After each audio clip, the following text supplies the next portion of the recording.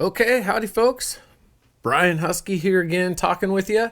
And today's going to be something that I haven't really done before in the sense that it's not going to be an essay or a story per se, but it's something that I feel could be valuable to share with people that are considering hunting alone and what it's actually like when you have an animal down alone.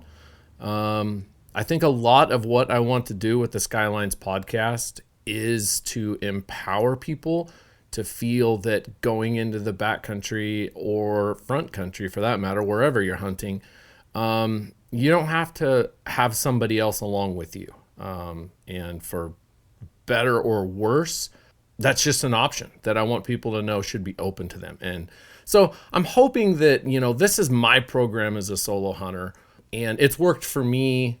I've taken out 8 big game animals, 5 bucks and 3 bulls, all alone. So it's like, if I can do this, I know that you can do it. And so my hope is that an outline like this of what to expect and the steps that I take can give you confidence to hunt alone. So I feel like there's also a lot of fodder out there regarding, what to pack, the photo tips, field dressing, stuff like that. So I'm probably going to skim pretty light on those things. But if you do have any questions specifically, drop it in the comment, and I'll be super stoked to get back to you and have offer, whatever advice I have for whatever question you come up with. So, all right. So yeah, you've got an animal down. First thing, congratulate yourself. Like, for me, I like to take a knee at first sight. As soon as I see that antler is down or the body is down on the ground, and for me, that's always following some degree of tracking. But man, I just like to, ground myself in that moment and soak it in, because we spend, for the most part, 11 months out of the year looking forward to hunting season and daydreaming of that exact moment. And so to me, that's a real important thing to acknowledge. And there's a lot of adrenaline flying. And so there's a lot of things that you can just go by in such a blur. And like everything in life, you can all look back on things and been like, oh man, like at the moment, like I didn't even realize this, or I didn't even think to recognize that. It just all went flying by. So, maybe by verbalizing it and sharing it with you now is like something to think about. It'll help you remember it, because it's taken me a long time to get to where I actually stop and be like, just breathe and think about what you're about ready to walk up on and everything that went into it. So, that's the first thing I like to do. Yeah, when I get to that animal, the next thing I really try and do is also take a knee there with the animal and thank that animal. As you guys who have listened to some of my stories are aware, hunting and taking an animal's life is a big deal to me. I'm not one of the people that just thinks, oh, it's, animals were put on this earth for man to do with what he wants. And I mean, a lot of people believe that, and that's fine, but that's just not me. So I like to take a knee and be like, and thank that animal. The next thing that's kind of funny that I almost always forget. So I'm putting this down as a reminder to myself, but also an acknowledgement of like, man, you got to remember to pull your tag out of your wallet and tag the thing.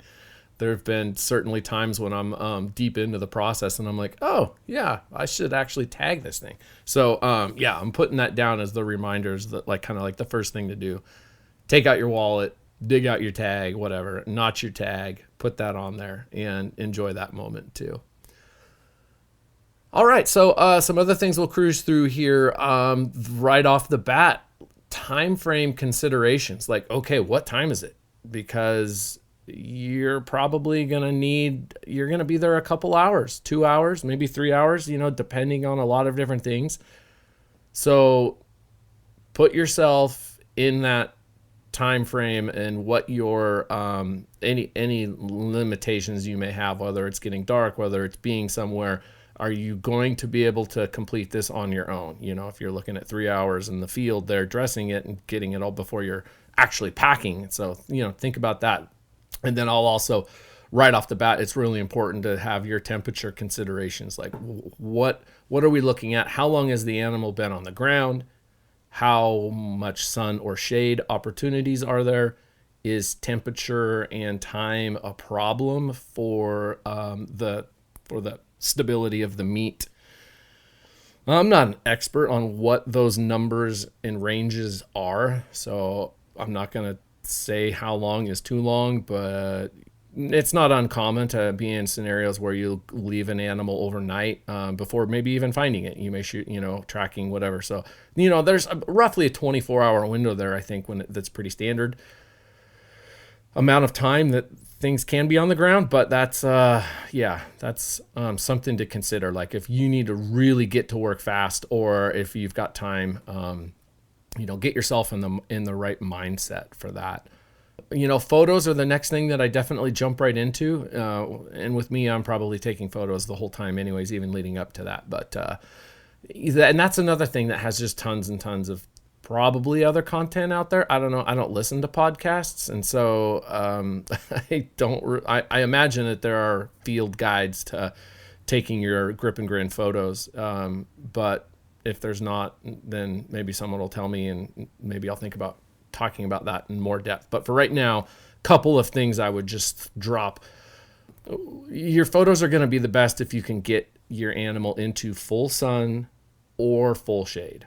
The toughest photos are when you're in just this blotchy light, which is super common when you're in the woods.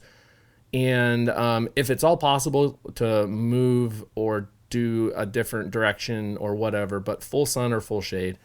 Another thing I would say, leave your backpack and your binoculars and stuff like that on for the pic, because that helps tell the story of the fact that you didn't just shoot this thing out the window of the truck.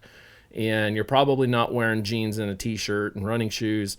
And so, your pack and your gear is kind of part of the story.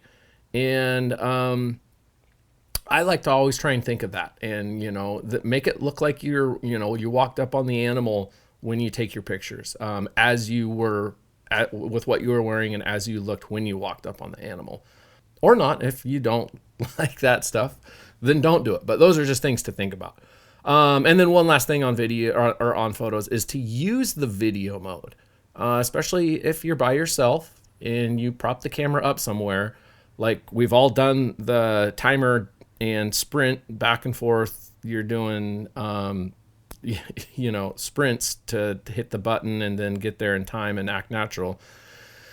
So that's fine for some of the still photos, but most, the camera that you're pulling out of your pocket or the smartphone, the picture quality is so good on these things today. I'd say 90% of them out there, you can just roll that thing on video, and then all you have to do is play that video back on your device, pause it, and then take a screen grab of the spots that you really like for those pictures.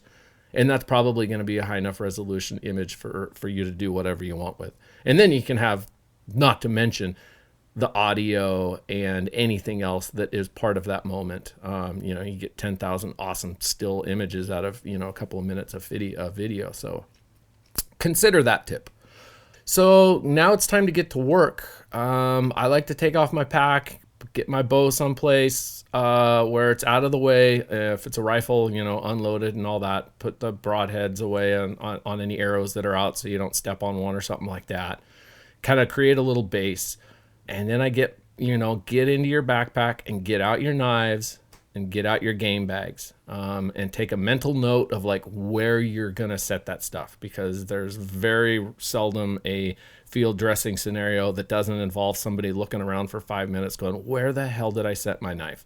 And they're really easy to lose in all of the mess of a field dressing process. So kind of be like, all right, I'm going to put my knife on this stump or whatever every time and then stick with that. Now, I use those razor knives. That's been kind of kind of a tough thing for me because I'm so sentimental about the old Gerber knife that I've had for, I don't know, 30 years and used on pretty much every animal I've ever killed. So I still carry this old fixed blade, standard knife, if nothing else, just because it's sturdy. And there are a couple of steps that we'll talk about that I do use, having a real strong blade's helpful for. But get that razor blade out, or that razor knife, and then also I get the extra blades out because I'm probably going to change a blade at least once during that process. Maybe not, but if I need extra blades, it's good to have them out before I'm all bloody and dirty and then have to go digging through my entire backpack with dirty hands. So something to think about there. For speaking of game bags, I used zippered pillowcases. I get the extra large king size pillowcases. They come in a 4-pack, which is perfect. And I really love having that.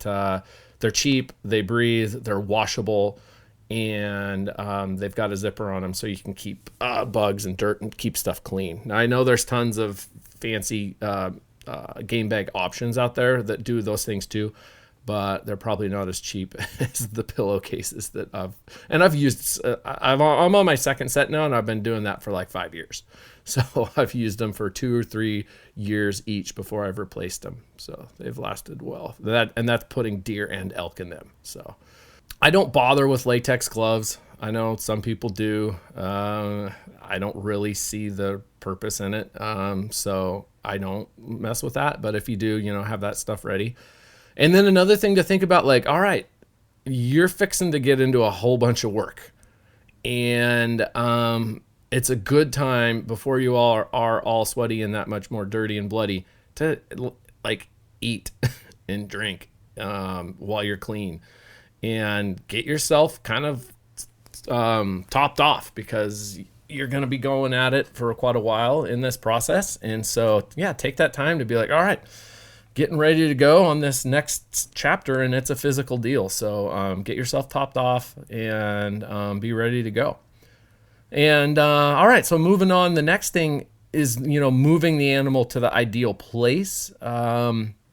A deer you can drag pretty good to move if you need to get it into a clear area. Now, I've never had a critter die in a real bad spot, but it's just a matter of when, not if, that will happen. And so hopefully you're in a spot that's pretty good.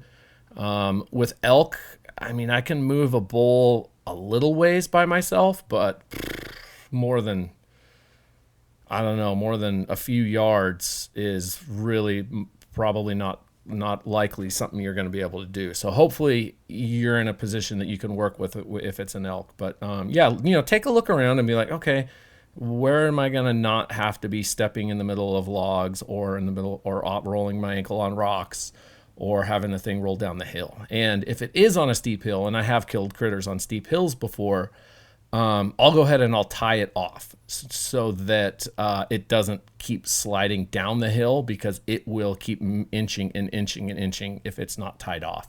And the next thing you know, you're migrating down the hill into another spot that maybe is not a good place. So I don't do the tying legs up or things like that because it doesn't take me that long to take legs apart. So I don't mess around with tying off legs for the sake of taking the animal apart. But I do definitely tie the head off at a minimum if it's looking like it could slide downhill. And then as far as like orientation of putting it uphill and downhill, I don't know. I've been thinking about this for a while, and I can't think of a scenario when I've really cared that much. I think in general, I'll put their feet facing downhill and their back facing uphill and kind of perpendicular to the hill. So they're walking side hill and then just tipped over. But I don't know. I can't, I don't think it would necessarily matter if the thing was facing straight up and straight downhill either. So, like I said, there's tons of different methods. If you were doing a process where you're going to like cut open the guts and pull like a traditional, just gutting it like a fish, then, absolutely consider that. But for what I do with a gutless method, that's not really that critical. So the first thing to start doing that I do is I get busy skinning. Skinning is important to do quickly in the process to really release heat. And so right back at the butt, there's usually a pretty big area around it that is just skin and not fur. And so what you can do is you can pinch that skin and take a pretty good pull and then get your knife and get your first cut going right there. And so I'll sit there and I'll pinch that skin and I'll make that first cut and then start going usually straight down the back of the leg. And that line that you cut down the back of the leg, it doesn't have to be pretty. And then from that line, from the butt, I'll go up right around the tail, and then I'll get my knife right on the backbone. And then I'll run my knife right up the back. And again, that cut just needs to be a cut. It does not have to be pretty. So don't sit there and waste time trying to make a straight line. And don't be afraid to pull really hard on that skin. And especially in the area when you get up around the ribs, you can really pull and make huge gains without even using the knife. So don't be afraid to really be physical, pulling on that hide and getting that skin off. You want to be careful to try and keep that hide always peeling back, like you're pulling the sheets off a bed, and not letting it keep flopping back down forward, because as it flops forward, a whole bunch of hair will come off, and inevitably there'll be a whole bunch of dirt that'll come out of that hide also, and it'll just make things messy. So once I get those cuts going, I try and cover enough ground that I can pull that flap of hide back, and it's big enough of a flap that it will lay on itself and not keep flopping back down and kicking hair and dirt into the clean meat. Something to consider is if it is a big critter that you're going to mount, you're going to want to stop that reckless skinning at the shoulders and then do a very nice clean line up all the way up to the back of the skull between the ears and the base of the antlers. Nice clean straight line there. And then you'd want to also do nice clean straight lines all the way down from behind their shoulder, and leave plenty of extra down below their shoulders. But barring that's not happening, I'll just kind of slash and thrash and get all that skin all the way up to the neck, and then I'll usually go right down, I'll split, and I'll kind of take the ears off and then open up that neck also. And I'm just sticking with this one side where, the animal's laying on its side on the ground, so you're kind of just working one side at this point. And I'll go real sloppy around the knees also. And I'll cut the hide anywhere I want as needed to pull it off in big chunks, but however I need to get the legs freed up. If I want to do another line up the front of the leg, front or rear leg, I'll do that as well. And then just no point skinning down past the that first big elbow though, where the good meat ends. So I'll just spin around that real quick and get that hide off. Let's see here. Let's look at that back, getting that first hind quarter off. I'll push that knife blade. I'll do a lot of pushing and feeling with my fingers to really feel where those bones are at, and kind of back there in the pelvis / hip bone / last vertebrae. You can feel a lot by pushing around in there with your fingers, and I'll take the knife straight down the back, the vertebrae in the back, and I'll go forward in a cut that goes just to where the front of the hip would be, like if you had your hand in your front pocket, like that portion of the anatomy. And you can really, if you feel the leg and you run your hand up the thigh, again, you can really push with your fingers and feel where those muscle groups kind of come together, and you can keep all of that intact. And then so from running your hand up the inside of the thigh to the kind of the crotch of the hip there, you can go straight up with your knife and basically tie into that cut that was on the backbone. And that'll kind of be the junction between that hind quarter and the back strap. And you can kind of delicately pull through that upper part of the hind quarter and really just kind of scallop that meat off of the backbone and off of parts of the pelvis there, and get down deep all the way down to that ball. And then I'll bend down and I'll pick that leg up and I'll stick it over my shoulder or over my head, and then I'll kind of just start to put pressure on that from the inside, and then I'll carefully cut with my knife on the inside of the thigh, down in that groin area, and I'll be really careful not to go too deep. When I'm right up against the gut there, you'll quite possibly pop part of that stomach cavity, but you've got basically one warning shot. When you pop that stomach cavity, you're still okay. You'll get a blast of air. But if you pop further than that, then you'll actually pop part of the actual guts, intestines, and then that's when you really have a problem. And I've never had that happen, but I'm sure that would not be ideal to have stomach contents coming out even into the cavity. So yeah, be real careful with that.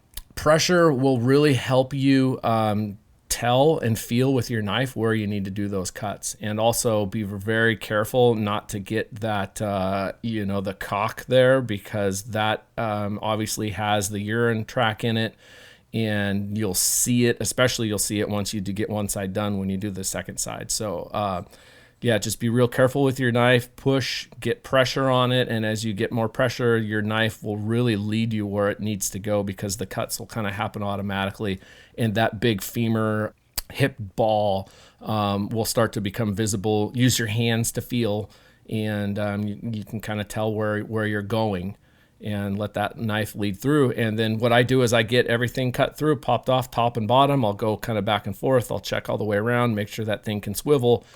Then there's a great big heavy duty tendon that's kind of holding everything together from the inside in that hip ball joint. And so once I get to that point, then I'll make sure that I have everything ready. I'll have a game bag laid out, and I'll lay that game bag out in a place that's in the shade. If I don't have shade, then I'll open that game bag up so that when I have that hind quarter off, I've got a clean place to put it, because that should still all be really clean for you. And if you're ready, and don't cut it off and go walking around looking for a place to put it. I've done that before, until you have your place ready. So get that bag ready. I'll just lift that leg up, and I'll have the exposed opening there between the Achilles tendon and that big and the leg. So you got a real good handle there. And depending on the size of the bull, this can be a real heavy lift for one dude. Or depending on the size of you, it could be a heavy lift. But if I can do it, anyone can do it. And I'll just get everything cut free and make sure I can pick it up. And then I'll set my knife down, get my footing, and just do a straight lift, and then carry that huge leg and then get it laid down. The next thing I'll do, you can cut the knees off if you want. If you're packing out a full quarter with bone in, then you're going to want to cut that off. But I usually bone out my meat, and so there's no point in cutting at the knee because you're going to bone it out anyways. But if you are going to take the full quarters with the bone in, the femur in, you definitely can cut it at the knee. And you don't need a knife. You don't need a dick with a saw. You can absolutely do it with a knife. It's a matter of, it's hard to teach, especially in this format, but a knife will do it very easily. So I can't really get into more of that without being able to show you, but use your knife and you can take that knee off. The next thing I'll do is I'll get up to that front quarter, and same thing, I'll make sure I have a place ready. And cutting that front quarter off is really, really easy if you haven't done it before. That shoulder blade, the whole front shoulder is connected by basically a lot of surface area and no real hard major point. The rear's got that absolute point in the hip, but in the front, it's just a whole bunch of broad area of that all inside that shoulder. So, I'll cut that sucker off again. I'll lop off the hide, down below where the meat ends. And I won't worry about taking the knee off at this point, because at this point, I just want to get these big chunks of meat off the animal so that everything is opened up and cooling off as fast as possible. So I'll get that front quarter off and I'll set it on a bag. The next thing I'll do is that back strap, and that's everything that's between where you're cut at the hind quarter stopped and all the way up the neck. And I like to run quite a ways up the neck with what I leave all on that long back strap. So, this thing's going to be as long as your leg. And I'll take that knife with that straight down the vertebrae, and I'll do the same thing all the way up the back, clear to the neck. And then you can really pull and feel the muscle groups, and you can really tell where you can make those cuts to keep all of that together into one super long cut. And this stuff's really visible when you're doing it. Then the last thing for that side, there's going to be miscellaneous meat from the neck that you're going to want to cut out, and I'll put that meat into so I'll take that back strap, and I'll have a third bag now, and that third bag is going to be the miscellaneous meat bag, and so that's where I'll put the back straps, the neck meat, and the tenderloin. And the tenderloin is the last part that we do before we roll the animal over. And for that, you can do a lot of this with your bare hands by feeling the top of that gut and pulling that gut bag, basically kind of pushing down and sliding your hand between those last few vertebrae. There's a couple of vertebrae that just have those fins on them before the actual ribs stop. And you can slide your hand down in there, and you can really push that gut cavity down, and you can reach in there, and you can really feel that strand of muscle that's right up against the inside of the backbone, and that's the tenderloin. A lot of that you can work with your hand and get it freed up, and then you're going to need to make a cut at the very front end, at the very forward end of it where it attaches, and at the aft end where it attaches. And so, again, this is really tough to explain without doing it in person, but that's how I do it. I only use a couple of cuts with a knife. It's really tight quarters to try and get your hand in there, much less your hand and a knife without popping that gut cavity. So it is tricky, but that is how I do it. So at that point, I've got the front quarter, the rear quarter, and this miscellaneous meat in a bag. And I'll go ahead and ready to flip that animal over now and repeat all of those steps. One thing to think about also when you're doing that is in Idaho, you have to have proof of sex in addition to the head. And so for that can include or does include leaving a portion of the scrotum attached to the meat of the thigh.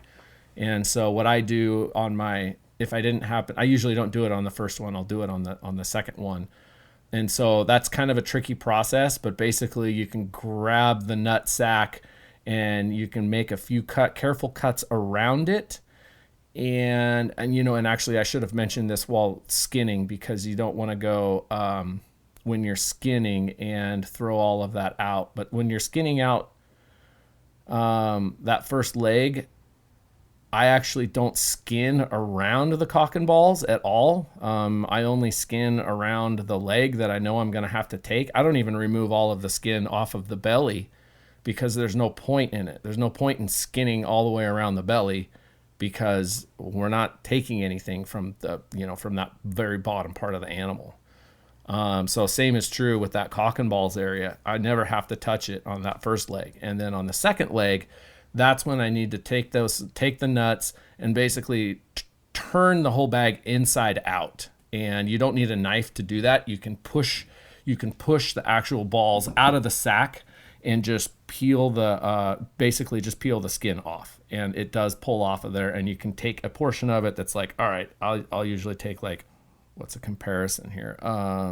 I don't know. The size of your fist is basically about how big that is, and I'll cut about that much of it off, and then I'll carefully cut around, and I'll just push the balls off, the balls out, and so you'll just be able to pull it apart, and it'll tear apart, and you'll basically have the balls in one hand, and then just the hairy scrotum in your other hand, and then with that, you just make sure that you have a portion of that attached to that other leg and the rest of the body, and you make your cuts carefully. You got to be really careful, but that's how you got to do it to be legal, at least in Idaho.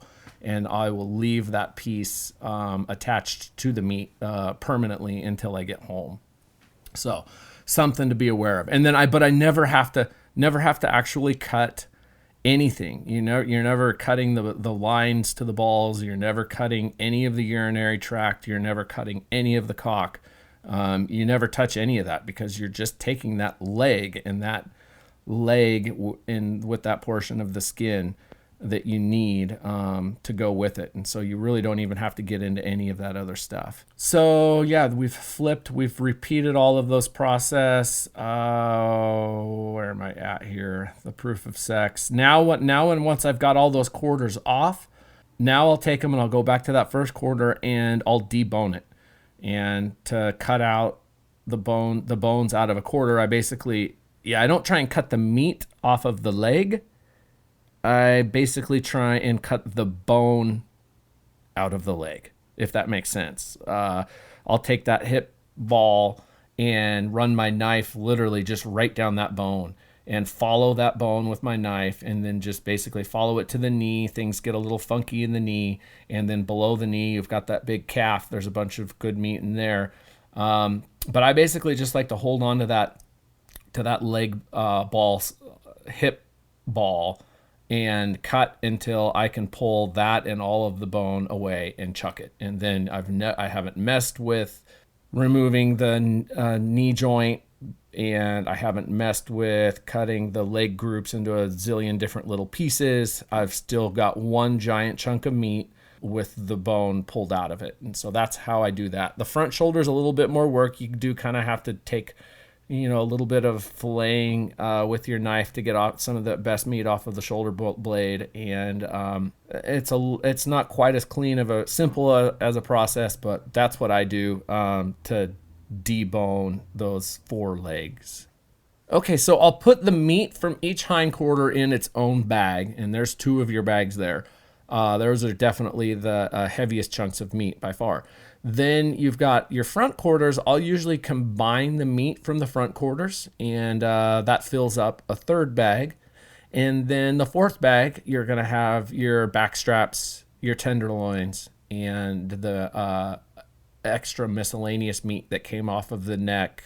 I can't think of the names of the other cuts, but all of your other meat. And so that's what I end up with are those four bags that are full of just meat.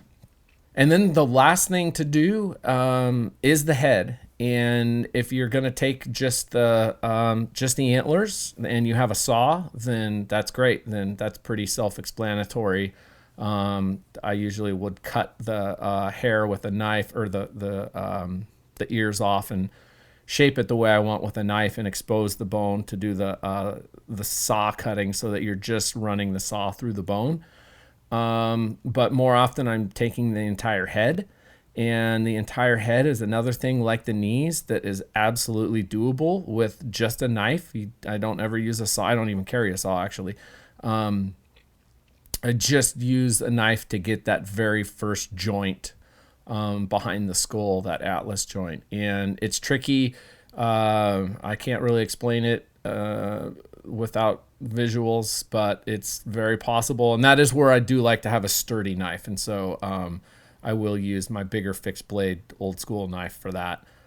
And then I'll trim that head down. I'll trim all of the weight off of it, whether, get all the hide off, get the nose off, get the lower jaw, get the eyes, the tongue, all that stuff. If I have time to do all that, and I'm a far enough distance where packing it is going to matter, then yeah, I'll take that time to do it. And that can be a huge time suck if you don't know what you're doing.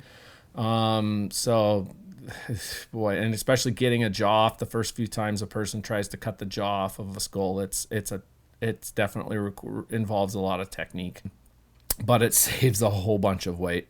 So when I'm getting ready to leave, take my first trip, so I've got the animal all taken apart.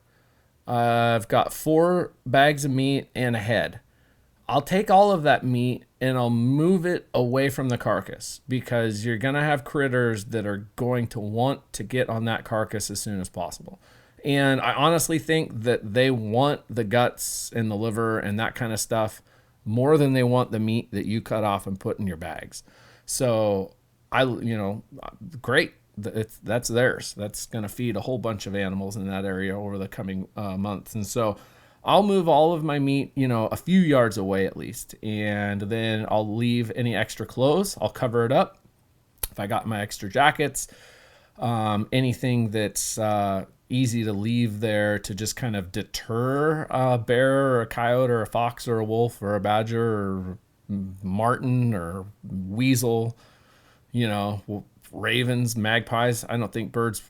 Yeah, so all of those things are going to want to get on that meat or on that carcass. But I'll cover my meat up with jackets, and then I'll piss. I'll try and take a couple of pisses around that area where I've got the meat, and leave that carcass for the critters to have, so that way everybody's happy. And honestly, that's worked. I've left a lot of animals overnight. And there is one time when I had critters get on and eat some of the meat, but they were eating the meat that was actually on the carcass and not meat that I had bagged and set aside. So for what it's worth, that's something that has worked for me. Let's see, where are we at? And then, as far as leaving an animal overnight, I do it often. Usually I'm at high elevation where I know the temperature is going to be down into at least the 50s, more likely the 30s or 40s. So in those conditions, I'm super comfortable with that meat staying overnight. And once it gets really cooled down, now, I know that meat's going to be cool, and having it sit out there in the air overnight is good. And I'll always try and take these bags of meat, and I'll put them on logs. I don't mess with hanging it up. I just don't. Again, some guys will go through the effort of hanging those bags of meat, but I don't think a critter is going to mess with meat that's in a bag hanging or even leaning, sitting on the ground when they've got a whole carcass right there instead. So for me, that's never been something I've worried about. But I do try and lean it up against a tree, give at least some of it as much air exposure as possible, as opposed to just laying it flopped on the ground, if possible. And I'll even pick it up and just set it in a bush, because even crunching down on a piece of sagebrush, there's still a whole bunch of air circulation as it crushes that sagebrush, as opposed to just laying flat on the ground. And then, so now you got to kind of take a look at okay, how much can I pack? My pack usually weighs 30 to 40 pounds when I'm just hunting, because I have a heavy pack and I carry probably too much stuff. But that's what it is. So I'll probably add a hindquarter and a miscellaneous bag for my load out, and that's getting you up over 100 pounds. It's going to depend, of course, on how far you are from the rig, what kind of terrain, but I'll try and do an elk in 3 trips when I'm by myself. I've done an elk in 2 trips, and that, of course, was crazy brutal. And I've done an elk with 2 people over 2 trips, so basically 4 trips. So that's all up in the air, depending on everything involved with your specific situation. But you're going to probably need to be prepared to carry something around 100 pounds. I would say is something you should be adequately equipped to do. And if I'm a long ways away, I killed a bull a few years ago that I was 7 miles from the truck. And with something that far, I did it in shuttle trips, meaning that I took my first load out and I went halfway back to the truck, and then I dropped it. And then I went back to the kill site and picked up another load and took it halfway and dropped it. And then I did that 3 times. So then, at least at that point, it made me feel like, okay, well, now I've got all of the elk halfway back to the truck. And so then from the trips to the truck, it didn't seem as daunting. So the next trip out to the truck, I also carry an extra pack frame. And I always have that in my truck, so that when I go back with my first load and unload it and unload all the other unnecessary things out of my backpack, I have a lighter backpack going in. I just take food and water, just the bare essentials. And then I carry that extra pack frame with me. or tie it on or whatever. So now I have 2 backpacks. And so now when I get back to the bowl, I'll load 2 loads together, so that I basically don't have to untie them as much, and transfer it. So I can take that pack out, walk back up and grab the other one, have it ready to go. Let's see, where am I at here? Whenever I get that meat back, in the whole process of handling my meat, I just always try and keep it dry, clean and dry as possible. I know some people will put it in a creek, wash it off. I suppose if you absolutely have to, if it got really dirty, or if you had for some reason stomach contents or urine or something get on it, you definitely would want to wash it. But I don't know, like I've always just tried to keep it clean and dry, and as much air exposure as possible. And for that, when it's cool overnight, I'll try and have it opened up if I am back to a camp or staying longer, and that meat is going to be in the field with me and not going straight home. I'll get everything as open as possible overnight so that it gets a real good cool down. And then during the day, I'll cover it back up to insulate that cold and keep it cold. When I do get it to my truck, I don't mess with coolers. For one, I don't have like 5 extra coolers, which is how much it would take to put a whole elk into. And I also don't like the idea of putting meat into a sealed, confined space like that. To me, that doesn't make sense. To me, I want that meat to have air exposure. So I just put it in the back of my truck. And for the drive home, for that, 5 hours of driving, even if it does end up being hot when I get back down to town, that meat has been at least getting air blowing over it, and that's always been fine for me. So that's just my program for what I've done. All right, now that I'm home, I'll take those bags of meat, and fortunately we have an extra refrigerator in the garage, and I'll just put those bags of meat in the refrigerator, and I'll take all the shelves out and everything out so that I can fit a whole, 4 big bags of meat in there. And everything is, to this point, I've been able to bring home meat that's clean enough, dry enough, to where, I don't have to worry about anything right off the bat. If you did have any compromising issues in the field, you would want to address that right away. The one thing I will do is, now that I'm home, is I'll go ahead and I'll cut that scrotum off, just because that scrotum area is especially pungent, and, bulls, how bull elk are and all the scents that they like. So it's kind of soaked, and so it is pungent. So I'll cut that off of there so that it isn't flavoring the meat for that whole period that I keep it in the fridge, because I do keep that meat in the fridge for 10 days on average, up to 2 weeks, to let that age meat. And I'll rotate it around. I'll move it, get it as much air exposure to each bag, to each piece as possible. And that's worked for me well so far. When my aging period is done and I decide that I'm ready, that this meat's ready to start getting into the freezer, I'll fill up the sink with cold water, and I'll bring in 1 bag at a time, or I'll reach into a bag and I'll grab one huge big chunk, and I'll bring it into the sink, and I'll definitely give it a super good rinse and wash in the sink. And then I'll take my chunks and I'll start cutting them into steaks. I'll take different muscle groups, and again, there's so much to explain here that you really can't explain. But I cut it apart into chunks that are going to be, 3-4 big steaks. I cut across the grain.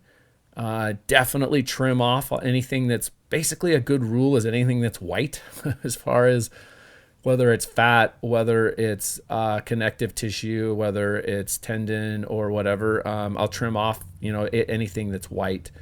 And I'll have a big container on the kitchen counter, and as I go through each chunk of meat out of the bag, into the sink, out of the sink, onto the cutting board, and then from the cutting board into a big container, and I'll have like a big turkey pot, or we have some big, I don't know what you call them, big deep pans.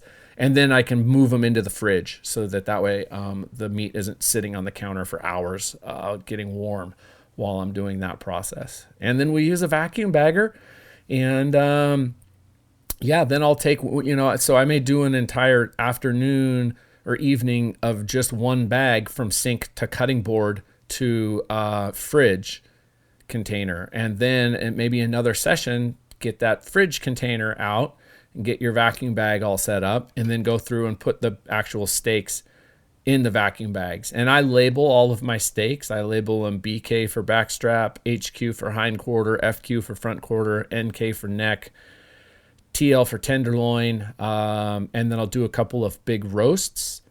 And then I'll also have a separate container that all of my trimmings go to, not throwaway trimmings, but just stuff that didn't fit for a good steak, or sometimes even some of the good steak meat. And that will be my portion that I'll make and save for burger, because I make my own hamburger also. And then I may do a big batch or a big bag that I'll label for jerky. And for my jerky, I use steaks. Like, it's definitely not scrap meat. I take either a flat out steak or pieces of meat that are too small to be a steak but are steak quality. And so that's what I'll combine for the different types of meat. And then I'll bag them up like that and get them into the freezer. All right, we've covered a lot of ground here. I'll just jump in with a couple more things for how we like to do our meals for our steaks. I like to pull them out the day before, and I'll put them on a plate. I'll let them thaw on the counter or in the sink, and then I'll cut them out. I'll give them a good rinse, let a bunch of fresh water run through the bag, and pull them out and wash them off. I'll check for any extra little things I may have missed. Sometimes there's a piece of hair or something like that does slip by. And then I'll cut them into the size of steaks that we like to eat, and I'll kind of cover them in some olive oil, some garlic, and some pepper. We like a few seasonings. I like Montreal seasoning, dry seasoning. I like Old Bay seasoning actually on steaks for a little dry marinade mixed with the olive oil. Allie makes a really good chimichurri lately that has been just my absolute favorite. And for that, we'll do parsley, cilantro, some garlic, olive oil, and salt and pepper. And we'll run that in a food processor and have this and jalapeno. Yeah, jalapeno's the key. And have a really green, spicy sauce that is an awesome topping on steaks. Don't do it before it's cooked, because that stuff burns and is not good when it's burnt, but use that as a sauce on your steak if you want to try that. For my jerky, like I said, I'll use steaks. I won't use backstrap, but I'll use good hind quarter, front quarter steaks, whatever. For the jerky. Like, neck's not really good for jerky because neck has a lot of white, basically a lot of connective tissue. All of those muscle groups are very tender. It's great meat, but it's not really great for jerky. I like, jerky by nature is going to be stiff and hard enough to eat as it is. So by using rough meat on top of that just seems counterproductive to me. So I'll just throw some kosher salt. I'll use Coke instead of sugar. And dab a little bit of A1 and some minced garlic, and a little bit of as much water as needed to kind of just get the meat all covered. I'll cut that meat into 1/4 inch thickness. And I'll throw it in that brine, and I'll just have it in the fridge for about 2-3 hours. Stir it around a couple of times, and then I've got a Big Chief smoker, and I'll just set that sucker up. I'll get it preheated. And fill the racks with that meat, and I'll smoke it for 6 to 8 hours, kind of depending on the temperature. I put it in my shop. During the wintertime, it's cold out. I put the box over the smoker too, so it adds a little extra, it keeps, I think, a little bit more heat in there. And I don't know, I like it. I give it to other people, and it's been described as really good jerky, so that's a win for me. and then I'll freeze it. If I can't eat everything I just made in that batch. For burger, I'll usually try and do burger before anything is frozen. So that kind of has to happen at the tail end of the packaging process. I'll call up the Albertsons and let them know that I need some beef trimmings. And if I call them in the morning, usually by the end of the day, they'll have, about 5 pounds. I usually have about 50 pounds of meat that I'll do into burger. And so I'll get 5 pounds of beef fat trimmings. And that's usually, it's been consistently very nice, clean, fresh, good smelling beef fat. And then we've also got just like some of their bacon too, to do some squealer burger. That's like two. If you want to pick out a little bit of your meat and do squealer burgers, then I'll just get like 2 or 3 pounds of their super premium, not packaged, but like from the counter bacon, and run that through the grinder with the elk or deer or whatever to make some really fantastic burger. But yeah, we don't own our own grinder, so every year we're we're bugging our friends to borrow the grinder. Same with the vacuum bagger. Our friends Ian and Haley Malapi, we've been borrowing their vacuum bagger for 5 years in a row now, and I've always said I'm not going to buy one because the one year I buy one, I'm going to get skunked. So that's kind of my deal, borrowing all that stuff. Okay, guys, that's kind of covered a whole bunch of the stuff.